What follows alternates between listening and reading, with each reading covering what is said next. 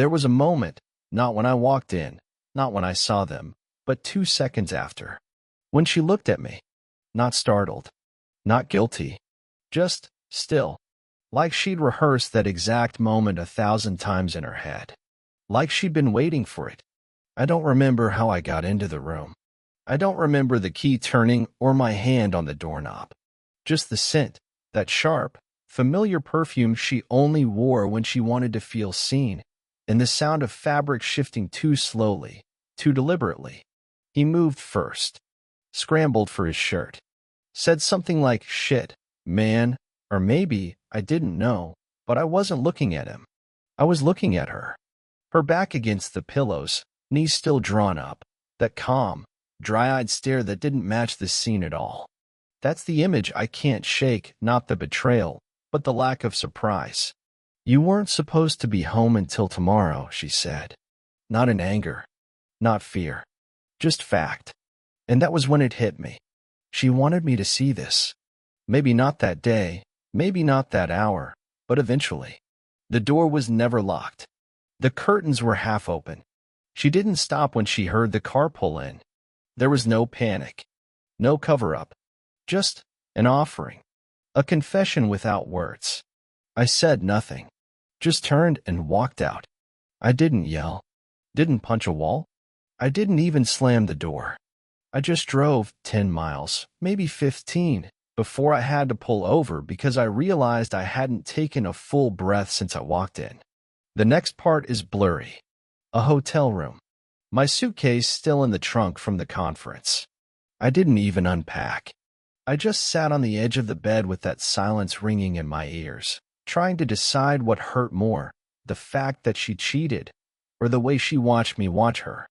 It wasn't a mistake. It wasn't drunken. It wasn't emotional. It was surgical, cold, planned. There's no mess in that kind of betrayal, just strategy.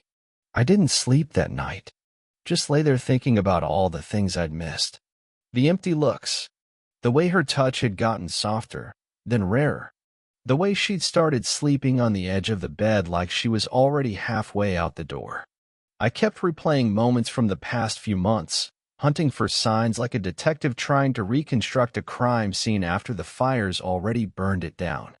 And that's when I remembered what she said 3 weeks ago. If something ever happened, she'd asked, her voice low in that 2 a.m. post-fight quiet, "Would you forgive me?" I'd been half asleep. I thought she meant something vague, something existential. I said, "Depends on what you did." And she just whispered, "Exactly." Now I know what she meant. I went home 2 days later. Not to talk, not to argue, just to gather my things.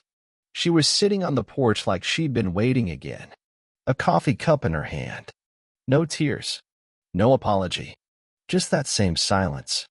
I didn't say anything. Neither did she. When I walked past her, she said, "Do you hate me?"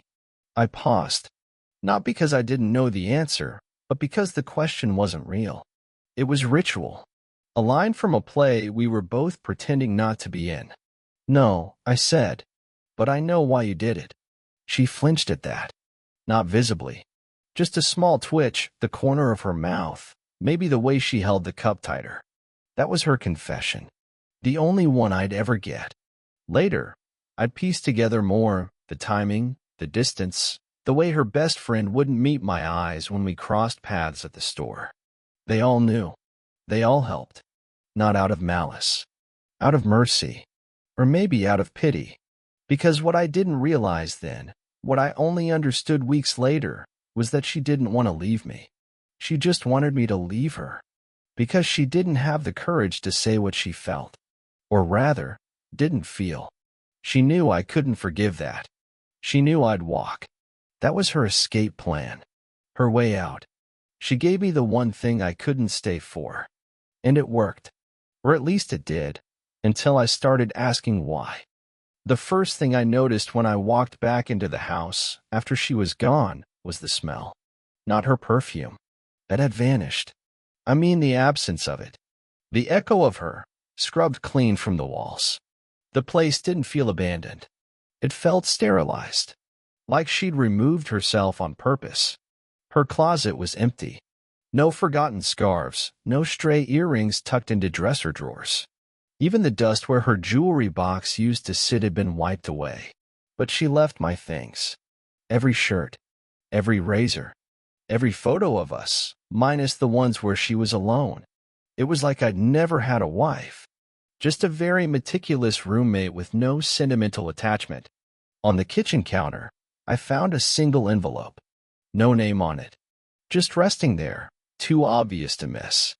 Inside, her wedding ring. That was it. Not a note. Not a sorry. Not a reason. She knew the ring would say it all. She knew I'd get the message. She didn't love me. Hadn't in a long time. But even that wasn't what haunted me. What haunted me was the way she didn't destroy anything. Didn't break a single plate. Didn't scream. Didn't try to twist the story in her favor. It was surgical. Like she'd prepped for it. Like she'd spent months curating her absence. And she had. I found the backup hard drive 3 days later, the one she probably forgot to wipe. It was buried in the drawer under the printer. I didn't mean to snoop. I was looking for the warranty on the dishwasher. But there it was, blinking its soft blue light like it was holding its breath. I plugged it in. Not sure what I expected. Photos. Hundreds of them. But not of us. All from the past 2 years. Trips I didn't know she took. Restaurants I didn't recognize. Her in dresses I'd never seen. Her laughing in a way I didn't remember. Some with friends. Some with strangers. Some selfies, lips pursed like a woman auditioning for a life she was trying to make real. But one folder stopped me. It was labeled Exit. And it held everything. Receipts. Plans. Timelines. A list titled, What I Need to Leave Clean. She'd broken it into sections. Clothes. Documents. Story. There were notes about me. Be kind before I go. Make him less suspicious. Keep intimacy low. Say it's stress. Don't start fights. Let him feel safe. Let him feel safe. Like I was livestock being gently led into the crate. The last line chilled me. He won't forgive cheating. That's how it has to end. I sat there for an hour staring at the screen, reading that line over and over. That's how it has to end. I always thought betrayal was reckless. A heat of the moment kind of thing. But this wasn't heat. This was ice. This was design. She'd orchestrated it down to the detail. Not because she hated me. Not because she loved him. But because she didn't want to hurt her own image of herself by saying it out loud. I don't love you. Too cruel. Too sharp. So instead, she made me cut myself on her silence. It worked. Until now. Because now I didn't just feel betrayed. I felt weaponized. She didn't leave me because she had to. She didn't even cheat to stay with him. She did it to make sure I would leave her. And for a while, I thought that was the end of it. Until a week later, I found out it wasn't. It started with a knock on the door. Late. No lights on the street. Just the sound of gravel shifting under careful footsteps. I opened the door. It was her sister. Eyes red. Hair unwashed. No smile. And when she said the first words, I knew something was wrong. She didn't tell you everything, did she? She stood there on my porch like she'd been standing there for hours. Her coat half-buttoned, fingers twitching, lips raw from chewing. Can I come in? She asked, though her voice didn't rise above the cold. I stepped aside without a word. She didn't take off her coat, just hovered near the edge of the living room, eyes darting across furniture like she expected ghosts. She's gone, I said. Took everything but the furniture and the guilt. I know. The silence after that was thick, the kind you can't speak through without tearing something open. I sat on the couch. She stayed standing. She didn't cheat because she wanted to be with him, she finally said. I know. She shook her head. No, I don't think you do. I studied her face. Same eyes as her sister, but softer, sadder. You said she didn't tell me everything. She didn't. The words came slow, like each one was a weight she wasn't sure she should lift. She didn't want to be the one to end it. That much is true. But it wasn't just you she was trying to run from. That stopped me. What do you mean? She looked away, toward the hallway. Her voice dropped low. She was pregnant. Last year. My body went still. I opened my mouth, but nothing came out. About 10 weeks, she continued. She never told you. I found out by accident. Walked in on her crying in the bathroom with the test in her hand. I thought it was yours. I assumed it was yours. The air shifted. That sin again. Absence, dust, a memory trying not to breathe. But it wasn't, I said. No. There was no sound in the room but the hum of the refrigerator. She didn't keep it, her sister added, her voice brittle. Said it wasn't right. Said she couldn't picture a future where she raised a child while still being your wife. I stared at the floor. I didn't ask why she didn't come to me. I already knew. Because she didn't want saving. Because she'd already left me in her head. She never loved him, I said. The guy? No, her sister confirmed. He was just convenient. A final exit. Something undeniable. She knew I wouldn't forgive her. She was counting on it. A long pause. Then why are you here? I asked. She looked at me like she'd been waiting for that. Because she's unraveling. I almost laughed. Now? After all that planning. She thought it would feel like freedom, her sister said. But it doesn't. She doesn't know who she is outside of what she left. I let that sit. She thinks I'll take her back? I asked. She's not asking that. She's not asking anything. Then what does she want? Her sister finally sat down, her hands trembling in her lap. She wants you to hate her. Fully. Cleanly. So she doesn't have to carry any of the ambiguity. Then she's going to be disappointed, I said, my voice harder than I meant it to be. Because I don't hate her. Her sister looked at me, startled. I don't hate her, I repeated. I just don't recognize her. She looked down. There's something else, she said, quieter now. Something I shouldn't tell you. But you deserve to know. I waited. She pulled a folded paper from her coat pocket. Set it on the coffee table between us. She left this at my place the night before she cheated. Said not to give it to you unless you came looking. I didn't move. What is it? A letter. She wrote me a letter? Her sister nodded. She was afraid to say it. So she wrote it down. Then couldn't bring herself to give it to you. I stared at the paper. The fold was perfect. Like everything else she did. Neat, clean, composed. I didn't touch it. I'll leave you alone with it, her sister said, standing. At the door, she paused. She was wrong, you know. About what? You would have forgiven her. Not for the cheating, but for the loneliness. She left after that, and I sat there for a long time, just staring at that folded piece of paper, afraid of what version of her was waiting inside it. I didn't open it right away. I sat there for hours with that folded page in front of me. I made coffee, let it go cold, watched the light in the hallway shift as the sun moved and the shadows rearranged themselves. The letter stayed exactly where she left it, unfolded, undisturbed, like a loaded gun no one wanted to touch. It wasn't fear that kept me from opening it. It was anticipation. Once I read it, I couldn't unknow it. And I already had too much of her in my bloodstream as it was. But eventually, I did. The paper was cream-colored.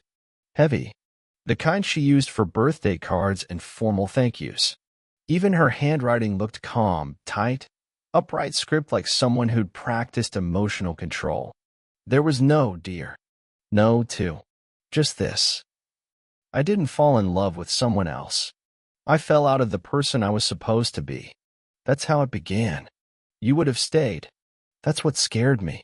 You would have stayed even after I emptied out. Even after I stopped wanting to be touched. You would have held me like I was still whole, and I couldn't keep pretending to deserve that. It wasn't just you. It was the life we built, beautiful, but not mine. It was all love and loyalty and Sunday coffee, and I kept waiting for the feeling to return. It didn't. I read those words once.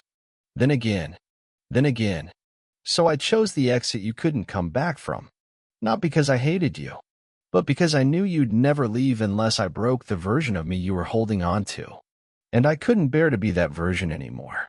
I stopped there, walked to the kitchen, poured the coffee, threw it away, sat back down.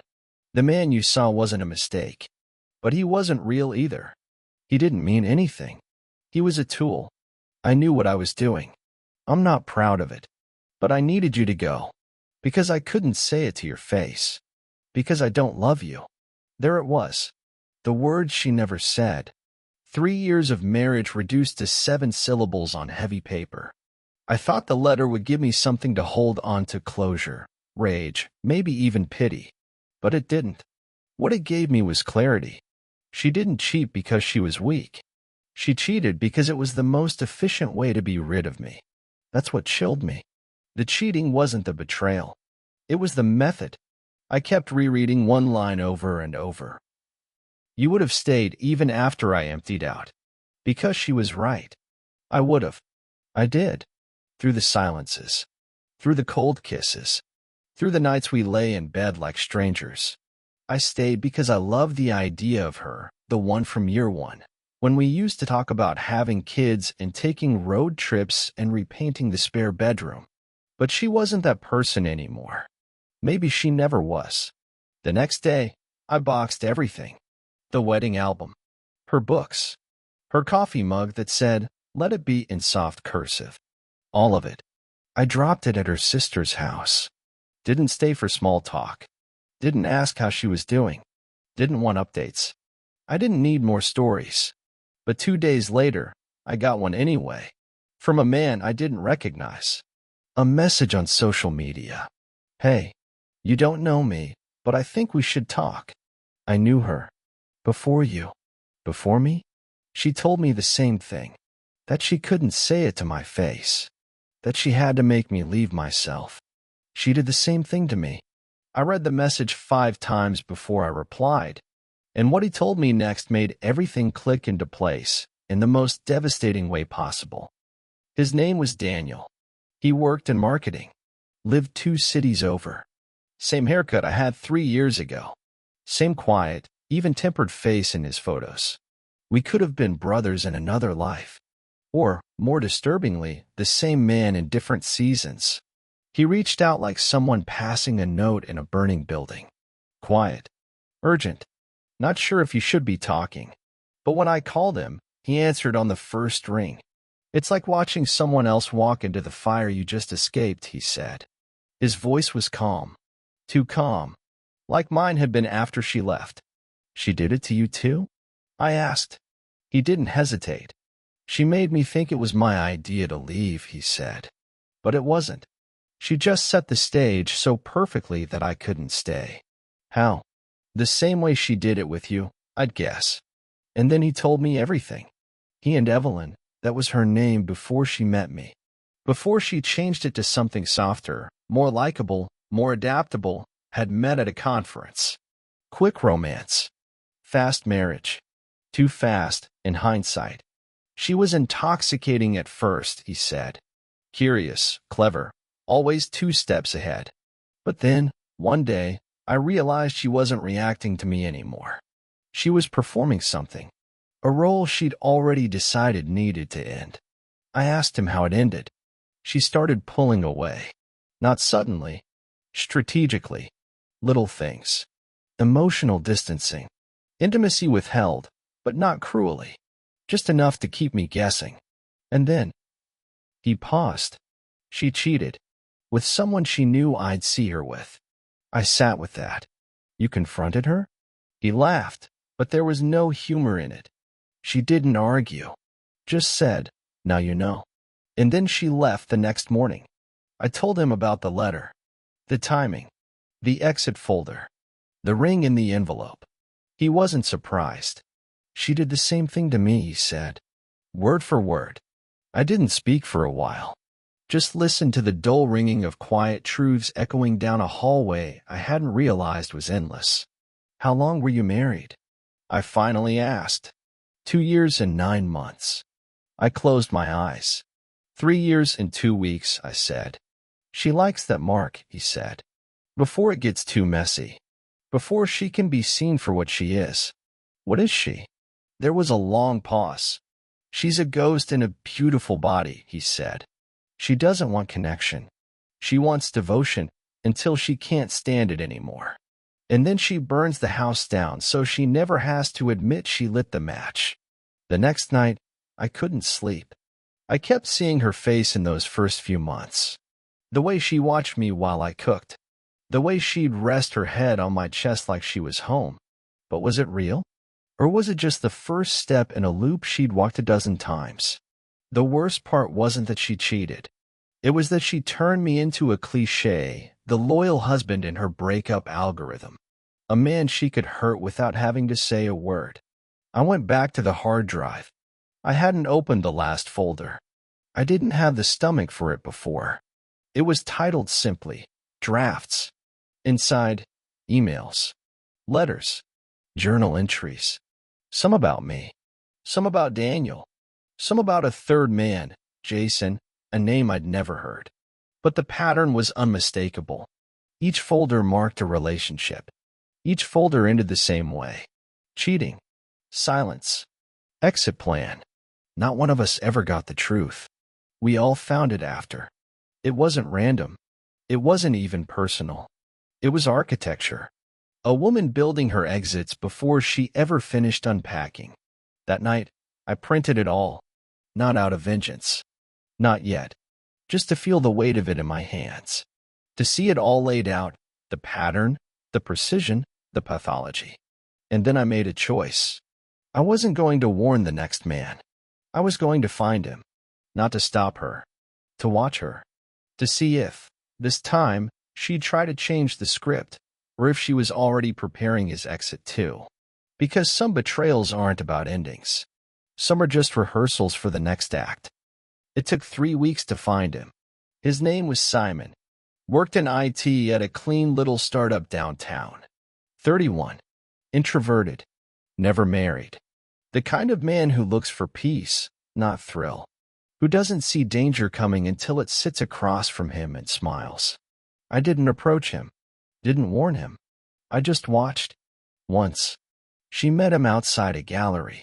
Leaned in too close when he laughed. Her hand brushing his chest in that delicate, practiced way, like she was drawing an outline, not making contact. I stood across the street, invisible, watching the first draft of her next performance take shape. It was like déjà vu in someone else's body. I left before they went inside. That night, I burned the letter. I didn't shred it. Didn't bury it. I lit it on the gas stove and watched the paper curl in on itself like it was embarrassed by what it said. Then I did something I hadn't done in weeks. I slept. A deep, unbroken sleep. No dreams. No whispers. No ghosts. In the morning, I packed a single bag. Drove east until I hit the border. Then kept going. No destination. Just a direction. It felt strange at first, not to have a plan. I've been living inside her narrative for so long I forgot how to be unscripted. But something about the quiet felt like permission. The next town was small. Brick buildings. Coffee shop with one barista. No chain stores. I rented a short-term place above a flower shop. Bought a used bicycle. A library card. I changed my number. Deleted every photo of her from my devices. Not out of anger. Out of finality. Because here's the thing about people like her, they count on you needing closure. On you coming back to the wound, again and again, hoping to make sense of the damage.